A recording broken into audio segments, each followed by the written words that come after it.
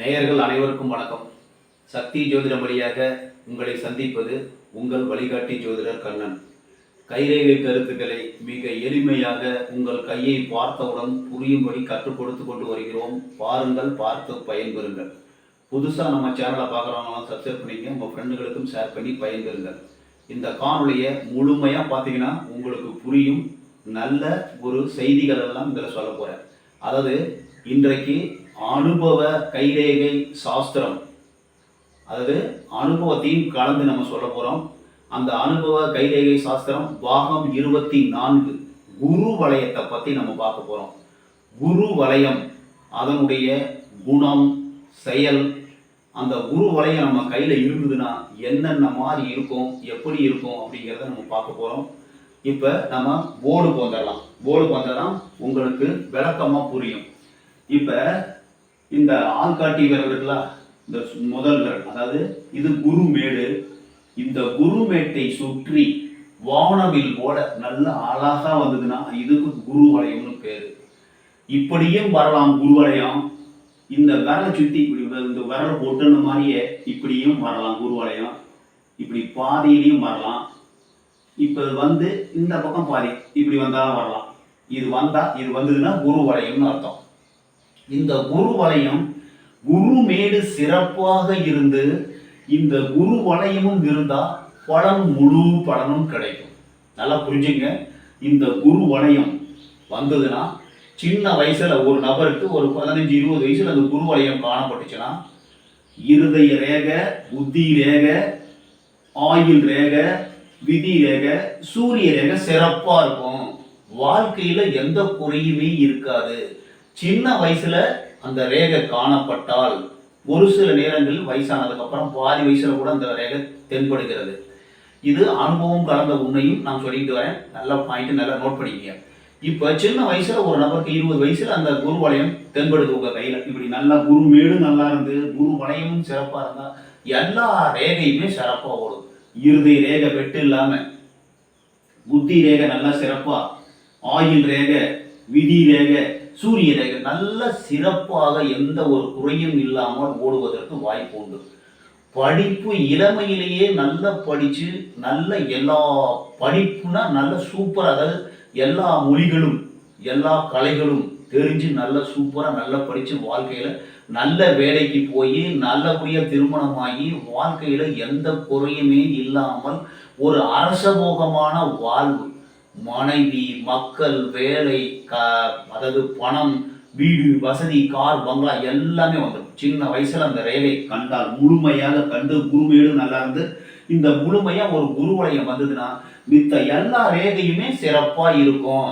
அதை நீங்க கையை பார்க்கணும். அந்த குரு வளையம் முழுமையா இருந்து குருமேடு நல்லா இருந்து இந்த குரு வளையமும் இருந்து சின்ன வயசுல பாருங்க, உங்க கையை பாருங்க. அந்த மாதிரி இது வேற அமைப்பு. இது நான் சொல்றது லட்சத்துல ஒருத்தருக்கு தான் இருக்கும். இந்த மாதிரி உங்க கையில லைட்டா இருந்தாவே போதும், நீங்க வாழ்க்கையில முன்னுக்கு வந்துட்டீங்கன்னு அர்த்தம். அது ஒரு சில பேருக்கு பாதி வயசுல வரும், ஒரு சில பேருக்கு சின்ன வயசுலயே இருக்கும். சின்ன வயசுலயே இருந்துட்டா ஞானம் நல்லா இருக்கும். அதாவது அனுபவ பலன்கள் பாகம் 24 குரு வளையத்துடைய குணம், செயல், ஞானம், வெற்றி. ஞானம் என்பது இந்த நேரத்துல என்ன செய்யணுங்கிற புரியறதுதான் ஞானமே. இந்த ரேகை இருக்கும்போது நல்ல மூளை நல்ல வேலை செய்யும். ஒரு நேரத்துல ஒரு வேலையை எப்படி சிறப்பா செய்யலாம் அப்படிங்கிறத அந்த மூளை நல்ல வேலை செய்யும். அதனால் வெற்றி கிடைக்கும்.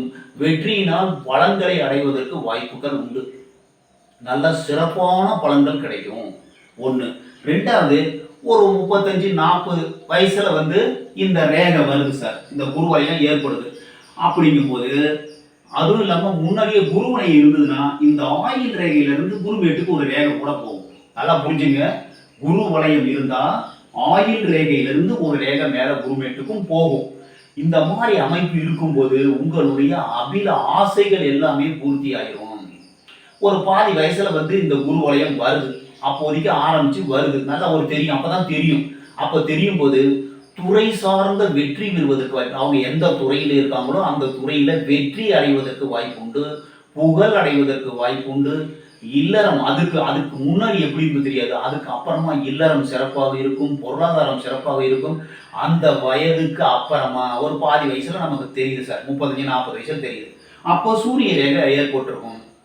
விதி ரேகை இல்லைனாலும் ஏற்படும்.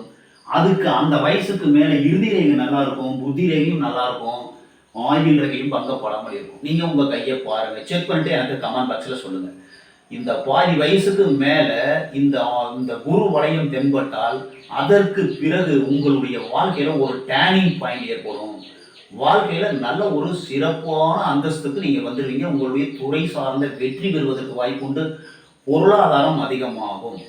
இதில் என்னன்னா ஒரு சிறப்பு பலன்னா இதில் நல்லா அழுத்தமாக இப்படி நல்ல அழுத்தமாக இந்த வளையம் வருதுன்னு வச்சுங்க. இப்படி அழுத்தமாக இப்படி அழுத்தமாக வளையம் வருதுன்னு வச்சுங்க.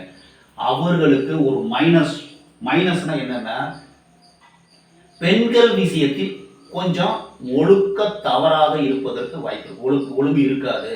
ஒரு அதாவது இந்த ரேகை இருந்தாலே நீதி, நேர்மை, உண்மை, சத்தியம் தவறாத ஒரு சாலமோன் என்கிற அரசனுடைய கையில் இருந்ததுன்னா இதுல சாலமோன் ரேகைன்னு சொல்லுவோம். ஒரு அரசபோகமான வாழ்வு ஏற்படும். இதுல திக்க நல்ல பதிஞ்சு இந்த ரேகை இருந்ததுன்னா ஒரு அரசன் என்ன பண்ணுவார், அந்த புறத்துக்கு எத்தனையோ பெண்களோடு கூடி குடாரி சந்தோஷமாக இருப்பதற்கு வாய்ப்பு உண்டு என்று உங்களுக்கு எல்லாருக்குமே தெரியும். இந்த மாதிரி திக்கா இருந்தா ஒரு அரசபோகமான வாழ்வு கிட்டும்.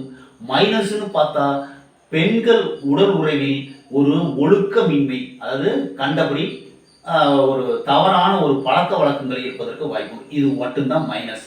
மிச்சத்தை எல்லாமே ப்ளஸ் தான். சின்ன வயசுலேயே இருந்ததுன்னா நல்லா படிக்க வேண்டிய வயசில் எல்லாம் கற்று எல்லா கொலைகளும் எல்லா மொழிகளும் எல்லா விவரமும் அவங்களுக்கு தெரியும்.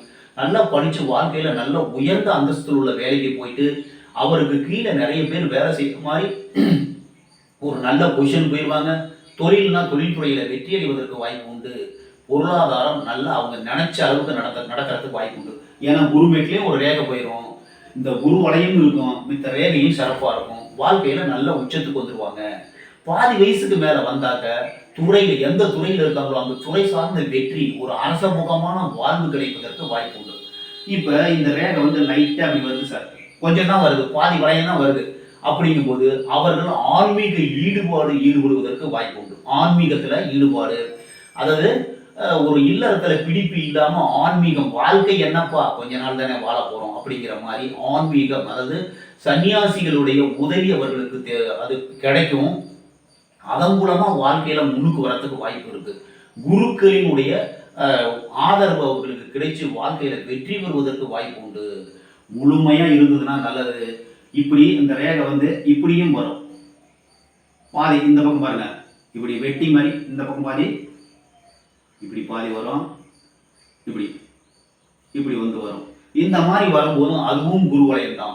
இதுலேயும் நல்ல வளையம், நல்ல ஒரே மாதிரி குரு மேடு நல்லா இருந்து அந்த வளையம் சிறப்பாக இருந்தால் வாழ்வில் வெற்றி பெறுவது உறுதி. ஒரு ராஜபோகமான அரசபோகமான எல்லாமே அவங்களுக்கு குறை ஒன்றும் இல்லை.